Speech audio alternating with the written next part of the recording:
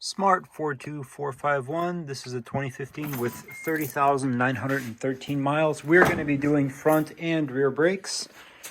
Here are the brakes themselves. It's the front rotors. There's your part number, Alpha 451 1210112. These are genuine OE Mercedes brakes made by Smart. That's what they look like. This is the brake pads. Part number Alpha 451 4210210. These are also obviously genuine Smart brakes from Mercedes. There's a little booklet for you. It comes with this hardware, the bolts, the pads, the real deal. So this is what they look like when you buy the right stuff.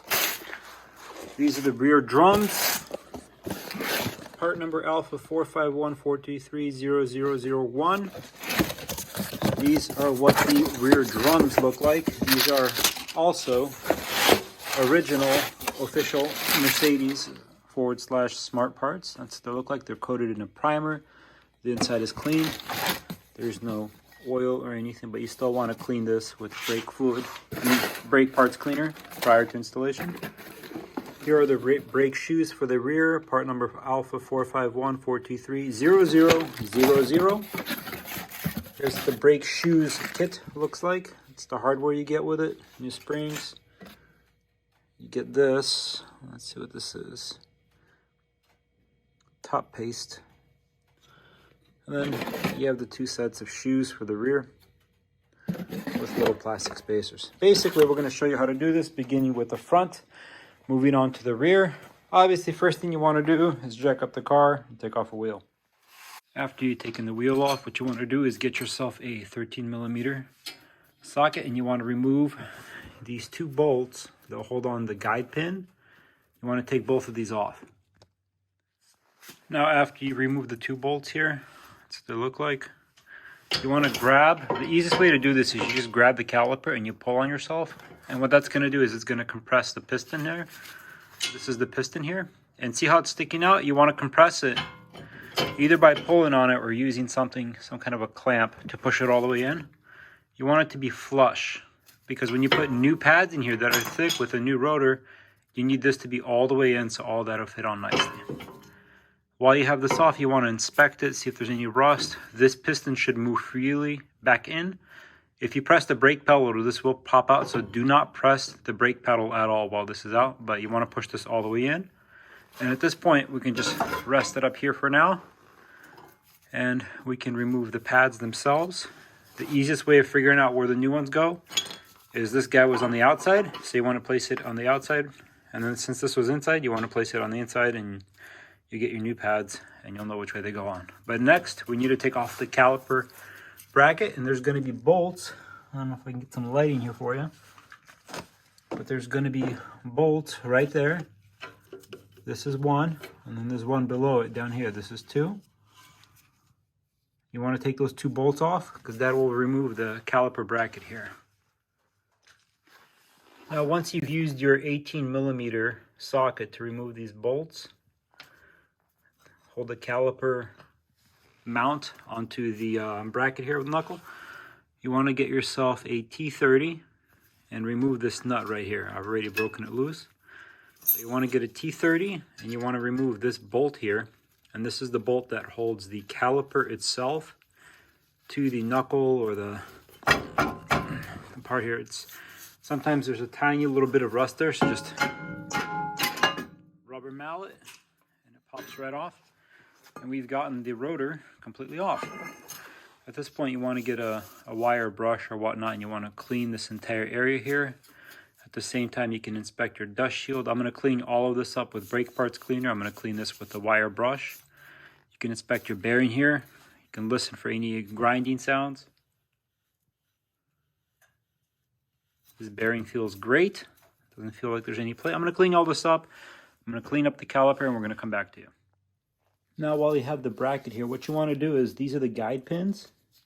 And as you can see, these move freely. Now, what's going on is there is a boot, this rubber boot. And you can see there's grease in there. Now, anytime I do brakes, I always clean all this out. You go down inside of there. You get all the way up in there, you clean everything out, you repack it with new grease. You get everything packed, you put all new grease in there, and you get it ready, because if moisture gets in there, it'll rust these out. Then your guide pins will no longer move freely, and that will cause brake issues. So what you want to do is you want to clean all this up and repack these guys. So now that I have repacked these, cleaned the pins, repacked it with new caliper grease, everything's good to go back on. So first thing you're going to do is get your new rotor prior to putting this back on.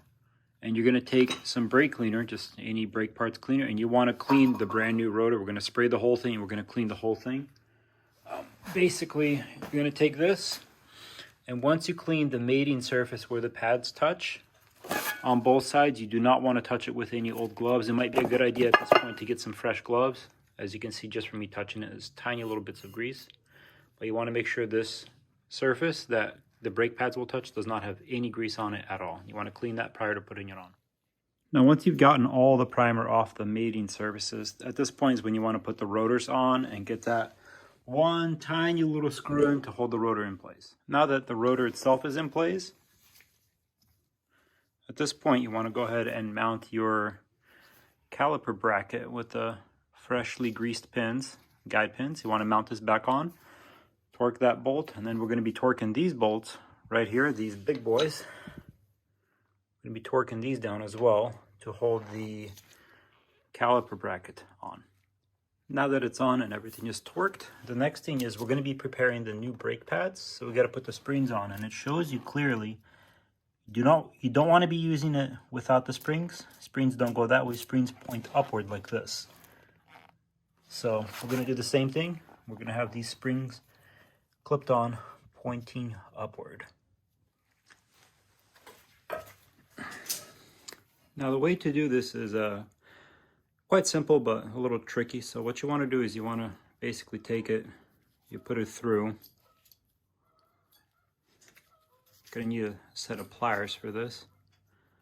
And you're trying to feed it through sideways like that. And that's it.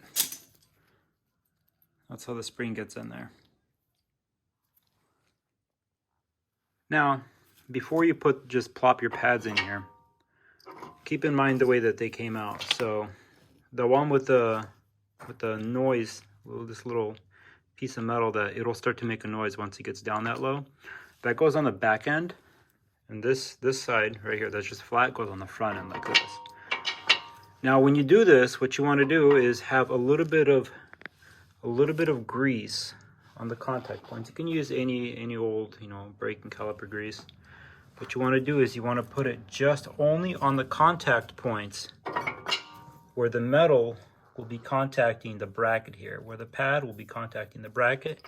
And what that does is when it's braking, it keeps the vibrations from creating squeak and all kinds of other unpleasant noises. Now the back of this pad, as you can see, comes with an anti-noise little damper, little pad there. Some of them have rubber, depends what brand you go with, but this pad here keeps it from making a lot of noise. So we're just gonna put the little bit of grease onto the pad at the contact points, and we're gonna put both pads on.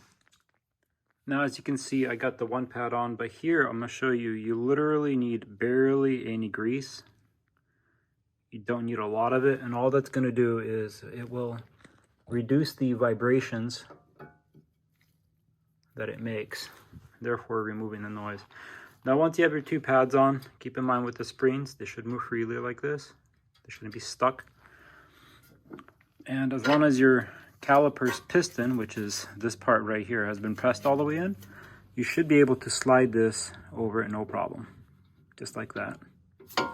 Now sometimes you'll notice that these guide pins would be in the way, so you just want to compress them just a little bit with your finger. It should go easily. And we got this part on. Squeeze that lower one in. And there. Now the caliper is back on with a new rotor, new brake pads. You're gonna have the caliper guide pins back on, and it should be like this. At this point, we're gonna take our bolts. It's these guys. The kit, I don't know if you saw, the kit comes with 2 spare bolts. It only comes with 2, and obviously the pads, it does both sides. So I'm assuming that's in case one of your bolts has been stripped or damaged, but these are in good condition. So they have Loctite, blue Loctite right there. So I'm going to put a little bit more on, clean up the heads of these, and we're going to torque these back on. Torque spec here is on the screen for you, and we're going to tighten that up right now. Now that we've got that done, this is all back on. The caliper to the caliper bracket bolts have been torqued. The caliper bracket to the knuckle bolts have been torqued. The springs are on the correct way, and you'll notice when the springs are on the correct way, when you're trying to put the caliper on, it's going to try to push it away, but you'll hear ever so slight rub. That's normal at this stage, but what you want to do, you want to make sure that everything's been cleaned off. I don't know if I've touched it there. It looks like a little bit of the primer is a little on the rotor, but you want to make sure the rotor surface is clean. At that point, you can put the wheels back on, and the wheels are torqued at 81 foot-pounds.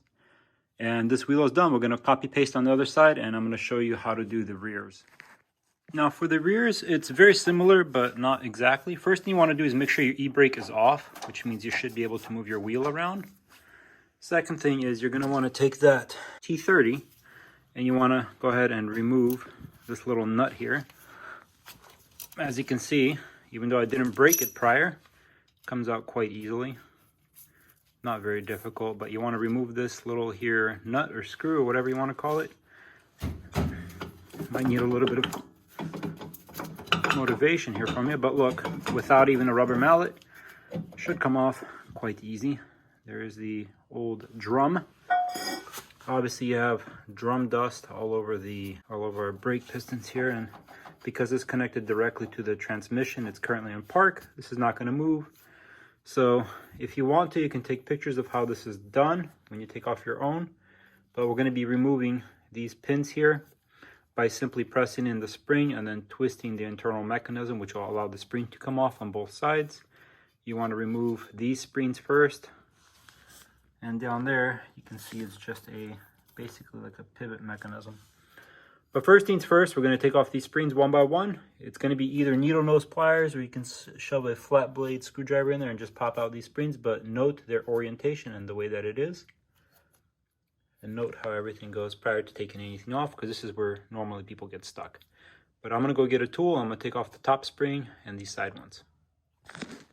Now I've just noticed the easiest way of doing this is to remove the bottom spring and then these 2 side ones. And what happens is this all falls apart, but you'll notice that it's still on here, and this is the portion of the e-brake, the emergency brake or parking brake as it's actually known as. But what you want to do is you want to hold this nut, or however you want to do this, but you're going to compress the spring. You're going to push this metal bracket upward, and then it'll be able to slide off. I need both hands to do this, but that's how it's done. There, that literally takes 10-15 seconds. What you're going to do is you're just going to grab it like this, and then as you're holding it, you'll just move this entire arm just out of the way, compresses the spring, and it just pops off. But now, while we have all this off, what we're going to do is we're going to clean the hub here again. We're going to scrape it with a brass wire brush or steel brush, doesn't matter. I'm going to clean all this up. I'm going to try to get some of this dust out of here. You can inspect the back of the bearing area to see if there's any leaks or anything like that, any damage. Everything here looks great, so I'm just going to clean all of this up. And at the same time, might as well show you now. So if you're looking right here, these little areas where it looks like there's a little bit of grease, that's where the brake shoe has contact points. Right here, you can see a little bit of grease on there. Up here, you can see a little bit of grease. So these contact points sit on this backing plate, and as the brakes move, same as the front pads, this little bit of grease helps keep it from vibrating and making excess noise. So as you can see, you want to note the 6 areas here that have the little bit of grease. And before we put our new shoes on, we're going to grease up these areas as well before putting our new shoes on. So I'm going to clean this, and then I'm going to grease up these areas again. And then we're going to put the shoes on and then put our new rotors on. Now, as you can see, everything's cleaned. And I've also re-greased the 3, 4, 5, 6. And then I forgot there's also over here 7 and 8. So those are the 8 spots where you want to re-grease this area. And this is all clean. There's no nothing on the mating surface here. So next thing we're going to do is we're going to get a brand new pair of shoes. And as you can see, it's exactly like the old ones that we took off. But what you'll notice is these are directional. So if you're a little confused, you want to go to the video a little bit back and find out. What I mean by directional is there is a way that this is sitting inside of the system, inside of here. So you want to match up your set of shoes to make sure it is the correct way for your exact application. As you remember, the springs were on the exterior, but you also have this ratcheting mechanism. You want to make sure it stays on the correct side. As you can see on this one, the ratcheting mechanism is on the left. And on this one, the ratcheting mechanism is on the right. So you want to make sure that you have the right side and you want to put the shoes on. And we're going to do it the same way. We're going to remove the bottom spring. And we're going to start off by reconnecting this is the correct side. We're going to start off by reconnecting the e-brake cable here. Actually, that's an easy way for you to tell. Just look for the e-brake bracket right here. And as you can see, this hooks up on this side to the e-brake cable. So this one goes over here. But we're going to reconnect this. We're going to remove this bottom spring right here, and then we're going to reconnect this and then pop the whole mechanism on. I need my hands to do this, so I'm going to pop it on and then we're going to come back. So that took about 5 minutes for me, and here's the important things. You want to make sure this little spring for the ratcheting mechanism that will eventually adjust to the brake drum itself is on. You want to make sure these two portions are touching up against the piston here. So it's going to have to go flat. Very difficult to video for you guys. It's going to be flat like that. They both have to be touching the piston.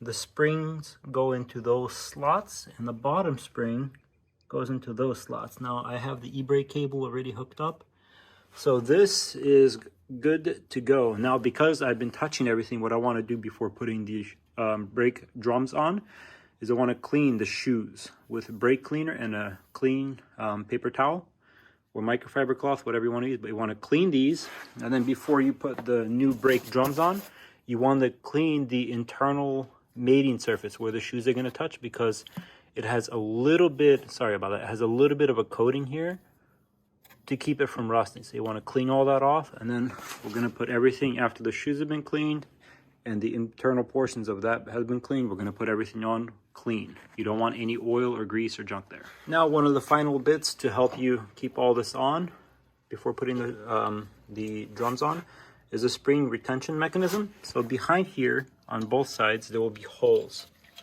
and as you can see, that pops right through, and it's quite simple, but it's slotted and it's a spring. So what you want to do is, the way I do it, I just keep it vertical. So I'll make this portion vertical, and then I'll grab the spring, the entire mechanism, like so. I'll push it on and then I'll twist it while holding with one finger in the back, keeping this from twisting. Now, obviously, once again, I need both hands, so I'll pop these on and then I'll show you how it looks like. Now, getting these two sides should take me about a minute. So the last thing before putting them on, putting the new rotors on, is what you want to do, new drums, is you want to center this. You want to center these pads, these shoes, in the center of this entire base there. Now, since this has been cleaned, at this point we will align that extra hole right there. Third drum, quite difficult to do with one hand, but it should slide on quite simply. If it's not going on, that means your brake shoes are not in the center of the entire mechanism. Over here it looks like they're a little low, so we're going to raise it just a little bit, and you should be able to slide this on without much trouble, just like that. Not much force. If you need force, something is wrong. Then go back and take a look at everything. But as you can see, it slides no problem. We're going to put this one bolt back in, or screw, whatever you call it, again using a T30. We're going to take our tiny little screw. We're going to torque it in here. The torque spec is going to be for you on screen. I don't have the paper to look at right now. You want to torque that in. After you torque this down, you're going to put the wheel back on. And these lug nuts go at 81 foot-pounds, and you're done. And that's how you do both front and rear. I'm going to copy paste this on the other side of the rear, and that's how you do brakes all the way around. Not that difficult, and quite simple for you to do at home. Clearly, I still have the other sides to do, but I hope you learned something here today. I hope this helped you out. Be able to do your brakes on your own Smart Fortwo. As you can see, I'm just doing this in the garage. Hope you learned something. Hope you have a nice day and enjoy saving money doing this yourself. Have a good one.